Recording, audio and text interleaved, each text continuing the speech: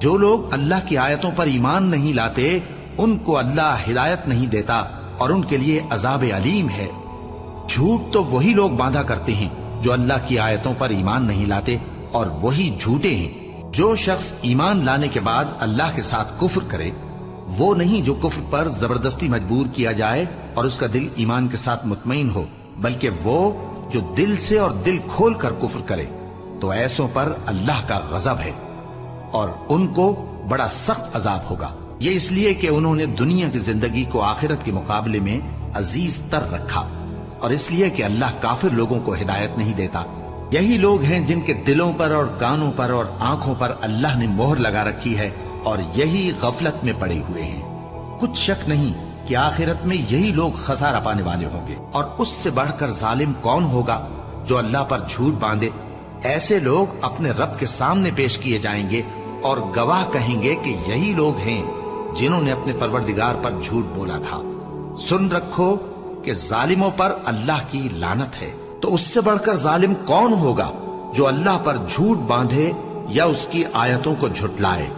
بے شک گنہگار فلاح نہیں پائیں گے۔ اور جس دن ہم ان سب کو جمع کریں گے پھر مشرکوں سے کہیں گے کہ تم اور تمہارے شریک اپنی اپنی جگہ ٹھہرے رہو، تو ہم ان میں جدائی ڈال دیں گے، اور ان کے شریک ان سے کہیں گے کہ تم ہم کو تو نہیں پوجا کرتے تھے، بس ہمارے اور تمہارے درمیان اللہ ہی گواہ کافی ہے، ہم تمہاری پرستش سے بالکل بے خبر تھے۔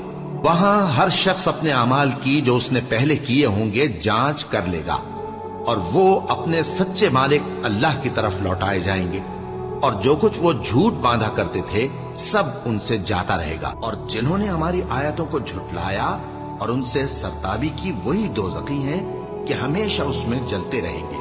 بس اس سے زیادہ ظالم کون جو اللہ پر جھوٹ باندھے یا اس کی آیتوں کو جھٹلائے۔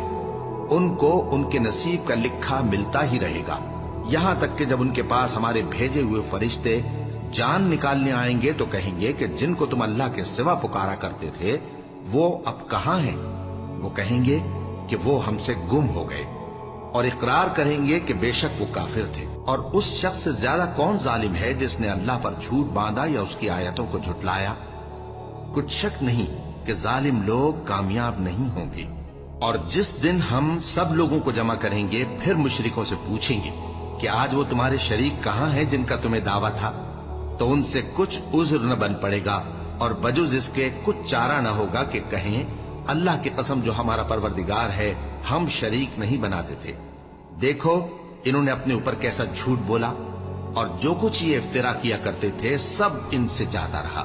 اور اس سے بڑھ کر ظالم کون ہوگا جو اللہ پر جھوٹ باندھے یا یہ کہے کہ مجھ پر وحی آئی ہے حالانکہ اس پر کچھ بھی وحی نہ آئی ہو، اور جو یہ کہے کہ جس طرح کی کتاب اللہ نے نازل کی ہے اسی طرح کی میں بھی بنا لیتا ہوں۔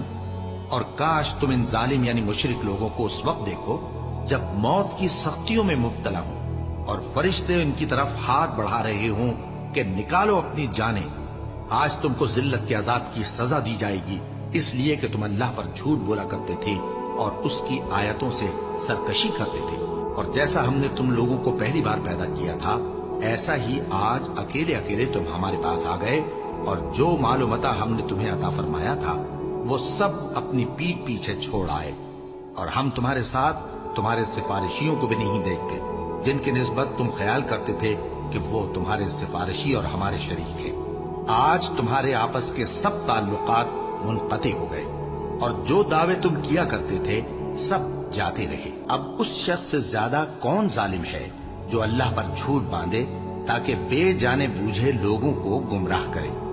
کچھ شک نہیں کہ اللہ ظالم لوگوں کو ہدایت نہیں دیتا۔ اور اہل کتاب میں سے کوئی تو ایسا ہے کہ اگر تم اس کے پاس دیناروں کا ڈھیر امانت رکھ دو تو تم کو فوراً واپس دے دے، اور کوئی اس طرح کا ہے کہ اگر اس کے پاس 1 دینار بھی امانت رکھو تو جب تک اس کے سر پر ہر وقت کھڑے نہ رہو تمہیں دے ہی نہیں۔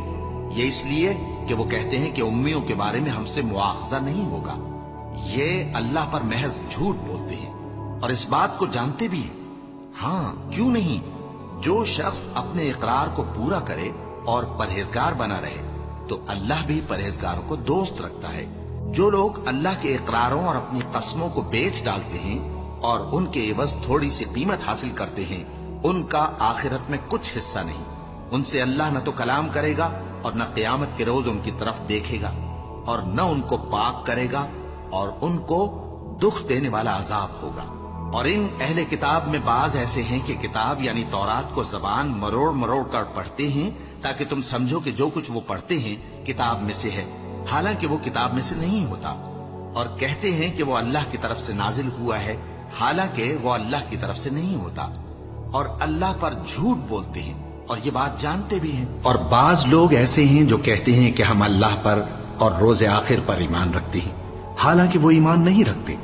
یہ اپنے خیال میں اللہ کو اور مومنوں کو دھوکہ دیتے ہیں، مگر حقیقت میں اپنے سوا کسی کو دھوکہ نہیں دیتے اور اس سے بے خبر ہیں. ان کے دلوں میں کفر کا مرض تھا، اللہ نے ان کا مرض اور زیادہ کر دیا اور ان کے جھوٹ بولنے کے سبب ان کو دکھ دینے والا عذاب ہوگا. اور جب ان سے کہا جاتا ہے کہ زمین میں فساد نہ ڈالو تو کہتے ہیں کہ ہم تو اصلاح کرنے والے ہیں. دیکھو یہ بلا شبہ مفسد ہیں لیکن خبر نہیں رکھتے. اور جب ان سے کہا جاتا ہے کہ جس طرح اور لوگ ایمان لے آئے تم بھی ایمان لے آؤ تو کہتے ہیں بھلا جس طرح بے وقوف ایمان لے آئے ہیں اسی طرح ہم بھی ایمان لے آئیں. سن لو کہ یہی بے وقوف ہیں لیکن نہیں جانتے. اور یہ لوگ جب مومنوں سے ملتے ہیں تو کہتے ہیں کہ ہم ایمان لے آئے ہیں، اور جب اپنے شیطانوں میں جاتے ہیں تو ان سے کہتے ہیں کہ ہم تمہارے ساتھ ہیں، اور مسلمانوں سے تو ہم ہنسی کیا کرتے ہیں. ان منافقوں سے اللہ ہنسی کرتا ہے اور انہیں مہلت دیا جاتا ہے کہ شرارت و سرکشی میں پڑے بہک رہے ہیں.